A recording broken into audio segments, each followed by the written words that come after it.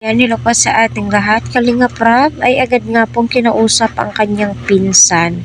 At syempre, ano sabi nga po niya, diyan ay ramdam po niya yung lungkot ni Edu. Kahit sino naman po pero bago po ang lahat, ako po lubos na napapasalamat sa lahat ng Team EDC na sumusuporta sa aking channel naway nasa mabuti po kayong kalagayan. Patuloy po natin suportahan si Kalinga Prab, Kuya Val. Huwag po natin skip ang kanilang ads para sa ganon ay syempre marami pa pong kababayan po natin ang kanilang malingap at ang kanilang matulungan. So, eto lang po yung masasabi ko. Unang-una sa lahat, ramdam ko yung kalungkutan na nadarama po ni Kalinga Edu.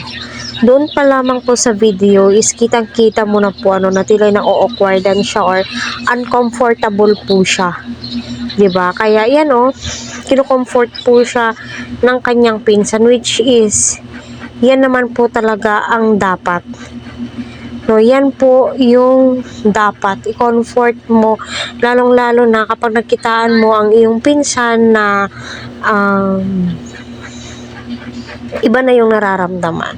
Pero alam naman po natin na magaling, matalino si Edu, kaya nga po binansagan po siyang isang good Samaritan kasi alam po niya kung ano po yung mga mangyayari, pero ganun pa naman po isramdam po natin. Pero kita naman po natin na nagsorry naman po si Viancy that time, kaya no need na pong